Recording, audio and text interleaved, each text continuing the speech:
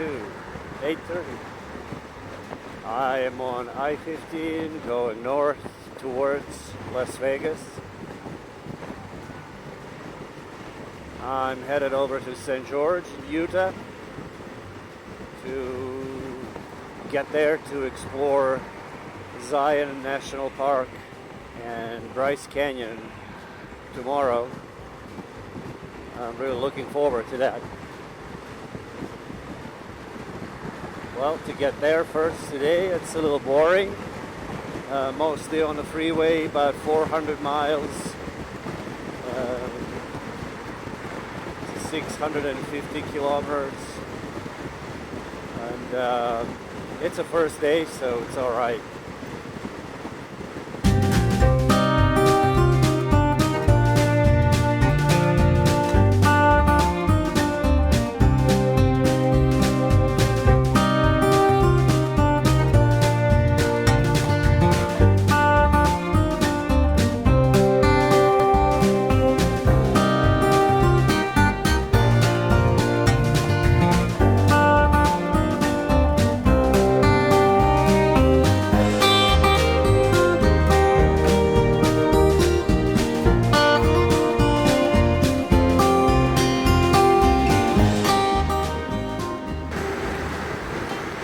So this is the solar power plant.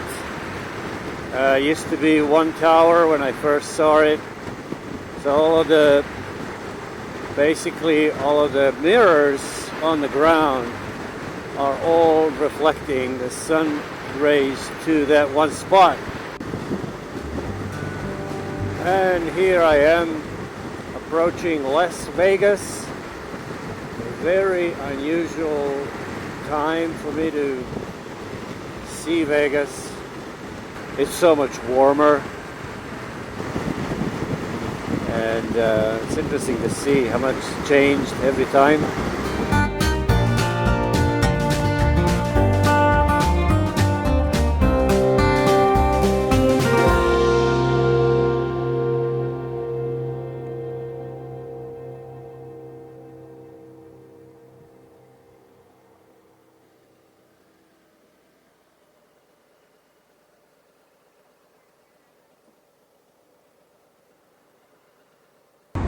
So, put a little rig together. Looks like one of those, I don't know, never-ending stories. To put together, find stuff in, and work around to find controls and keep it operational and stuff. Most important part is here, inside of that bag. There's what we call hydration pack, and if it wasn't for that, I'd be in trouble already. Left Los Angeles this morning, 51 degrees, and arrived in LA, arrived in Las Vegas, 83 right now, and it's only 11 o'clock in the morning. Here's the famous McCarran Airport, and in the background, can you see it? Can you not? Can I see it? I think there is somewhere in there Las Vegas sign and Harley Davidson. Let's take a couple of pictures.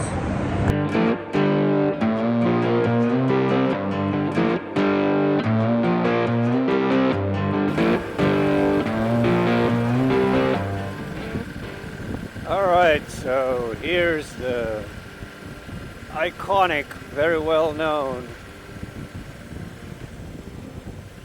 landscapes of Las Vegas and New York. And the Lady Liberty has the Vegas Safe mask on.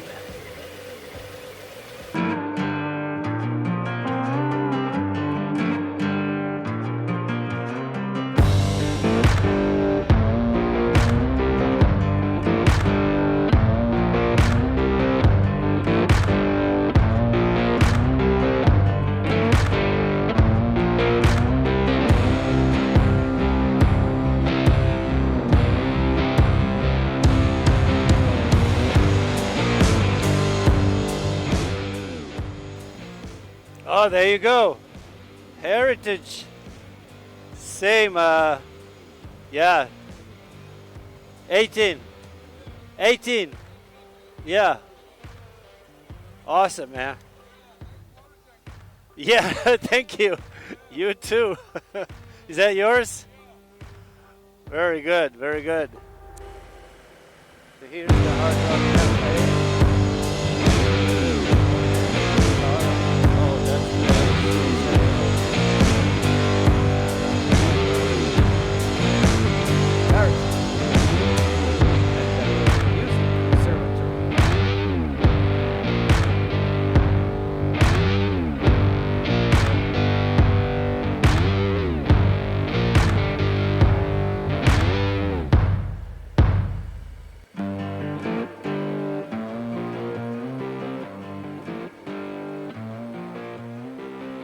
There we go, there we go.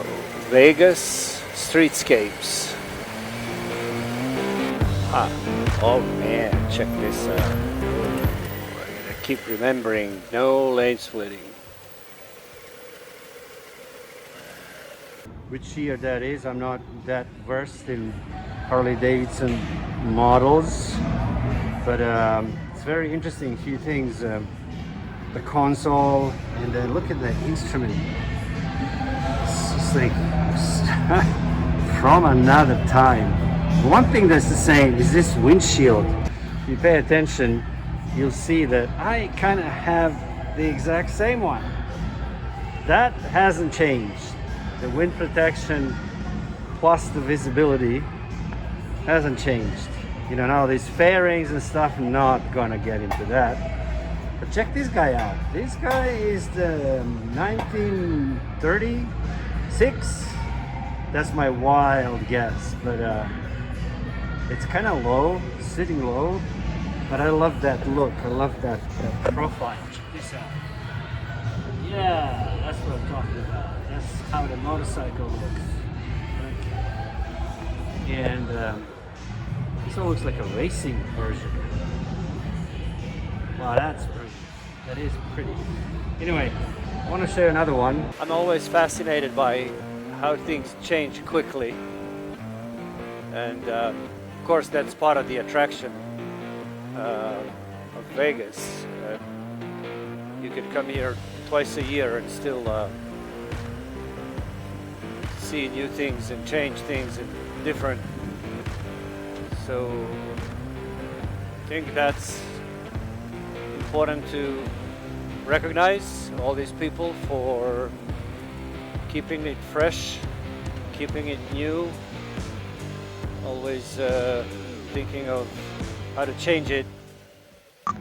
They produced a large number of those during the World War II, and also it's funny, but I think it's got quite a very cool line. Look at the saddlebags.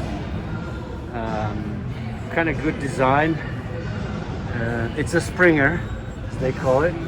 There's that spring in there, right in there, and also some springs on the seat right here, and that's about it.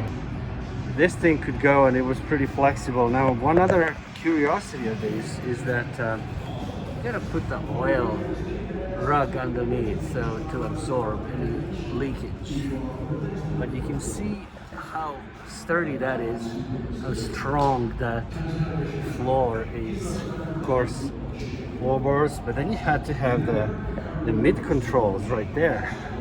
They couldn't put them any further forward because of the engine, right? And so let's see where's the shifter? It's like a slim tire, and then funny, like something between the standard exhaust and I don't know, fishtails, and then the guards for dropping it. I think this thing looks really like you could drop it many times and still pick up and continue to ride. And here's the shifter, which is, I'm impressed that it's kind of in a standard place. So my lack of education here doesn't tell me what in the world is that. It looks like some sort of pedal. also. I don't know if that's the Kickstarter, could be. And then we have something curious over here. I don't know if I can get the whole. Here we are. Some of these buildings have this architecture and such a tasteful finish, facade. The craftsmanship is phenomenal. You know, I'm guessing your contractors, your construction workers here, they'd be pretty well skilled. That was that.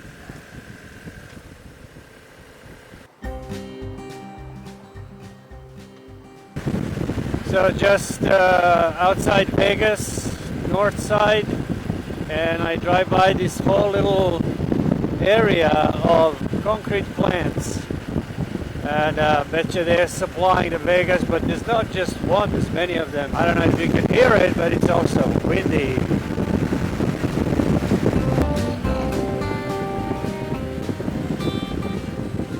So just a little piece of Arizona crossed over from Nevada. I think it's northwest corner of Arizona on the way to Utah.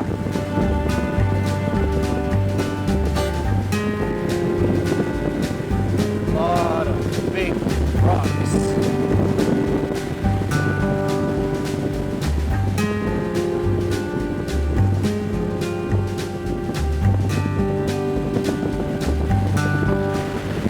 So this is my first glimpse of red rocks, pink rocks, colorful rocks. So the undergrowth of yellow and brown is already dry, and some green vegetation, and it's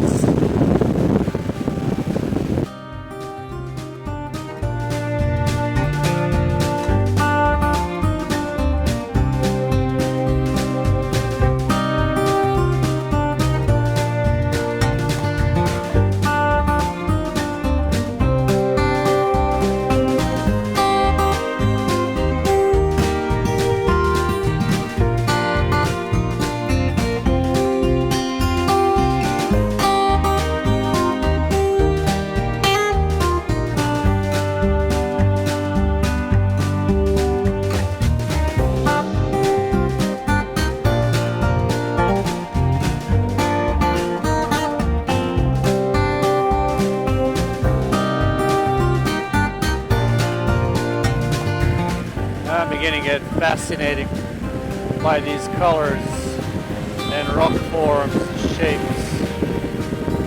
There's the Virgin River down there. I don't know if we can see it.